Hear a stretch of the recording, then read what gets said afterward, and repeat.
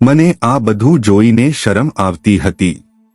હું રસોડામાંથી રસોઈ બનાવીને બહાર નીકળતી હતી તો મને મારા સાસુના રૂમમાંથી જોર-જોરથી અવાજ સંભળાયો।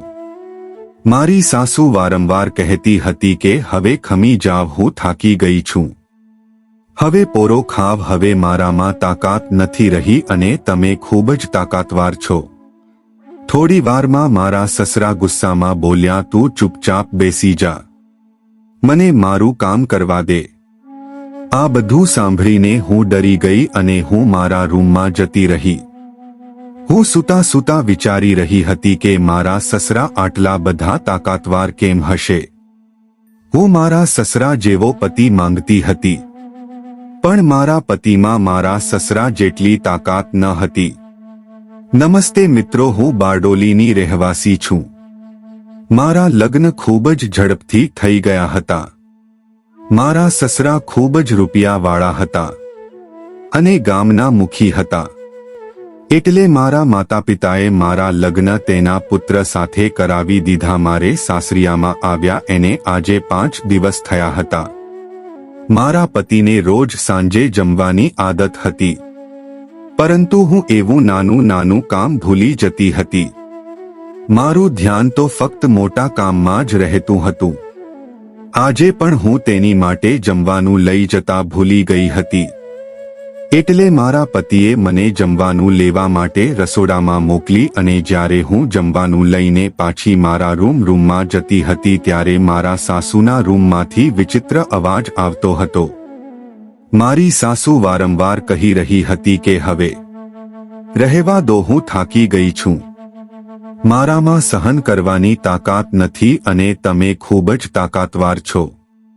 મારા સસરા ગુસ્સામાં બોલ્યા, તું થોડીવાર માટે રહી નથી શકતી, મને મારું કામ કરવા દે। તેની વાત સાંભળીને હું વિચારમાં પડી ગઈ અને જ્યારે હું મારા રૂમમાં આવી ત્યારે હું વિચારવા લાગી કે મારા સસરા આટલા બધા તાકાત કેમ ધરાવે છે અને મારા પતિમાં તો બિલકુલ તાકાત તો જ નથી, તે જલ્દી થાકી જાય છે। આમ વિચારતા વિચારતા હું સૂઈ ગઈ। સવારે જ્યારે હું જાગી તો મારા સાસુ ઘરનું કામ કરી રહ્યા હતા, તે મને સામાન્ય લાગી રહ્યા હતા।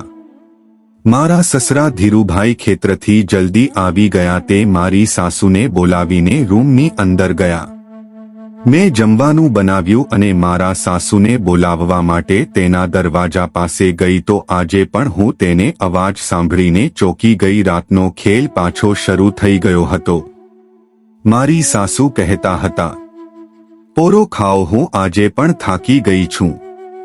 તેની વાત સાંભળી અને હું ડરી ગઈ અને પાછી રસોડામાં આવી અને વિચારવા લાગી કે મારા સસરા બીજું શું ખાય છે તેનાથી તેને આટલી બધી તાકાત આવે છે।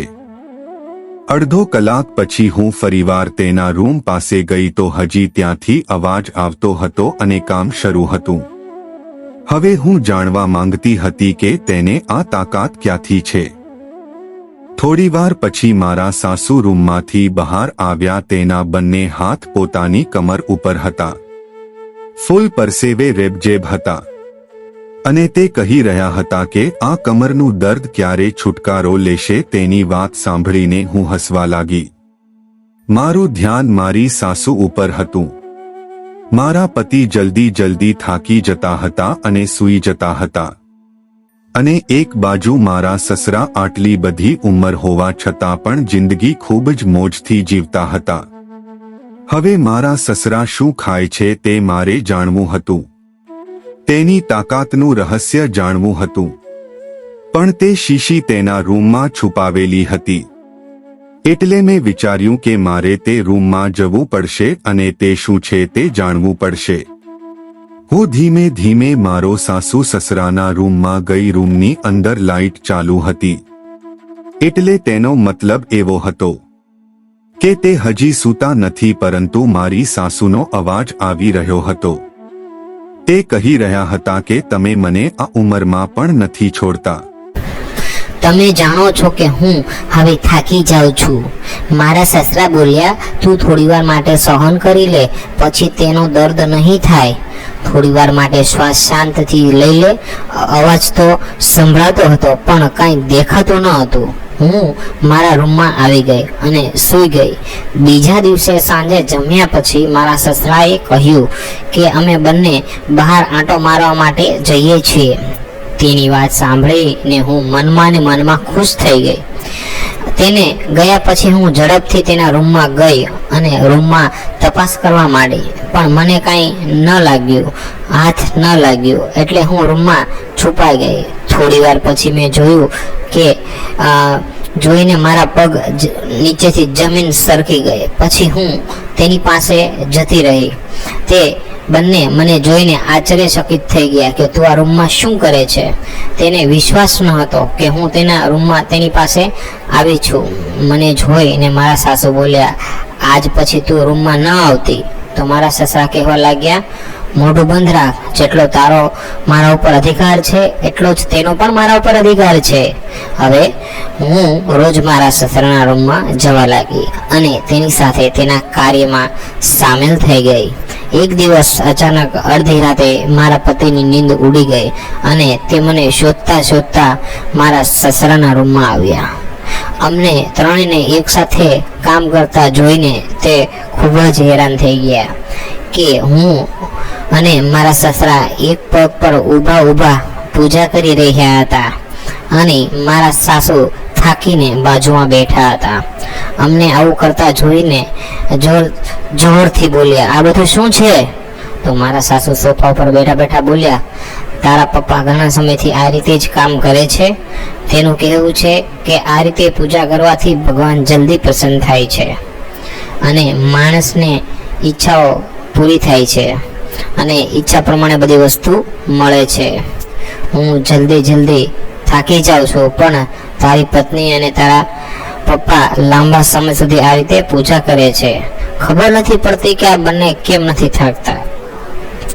મારા સાસુની વાત સાંભળીને મને મારા પતિ મારી તરફ હસતા જોયું અને કહ્યું, મારી પત્ની ખૂબ જ સારી છે, તે ક્યારેય થાકતી નથી.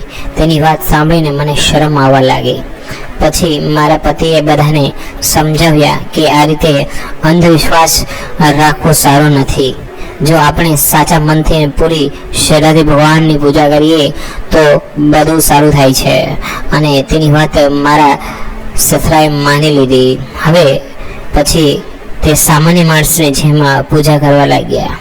હવે તે રોજ સવારે નાહી ધોઈને ભગવાનનું નામ કરવા લાગ્યા છે. મિત્રો ચેનલ ઉપર તમે જો નવા હોય અને પહેલી વાર વિડીયો જોતા હોય તો વિડીયોને લાઈક કરી દેજો અને ચેનલને છે ને સબસ્ક્રાઈબ કરવાનું ભૂલતા નહીં, એટલે તમને નવા વિડીયો આવે ને એ બધા મળતા રહે છે.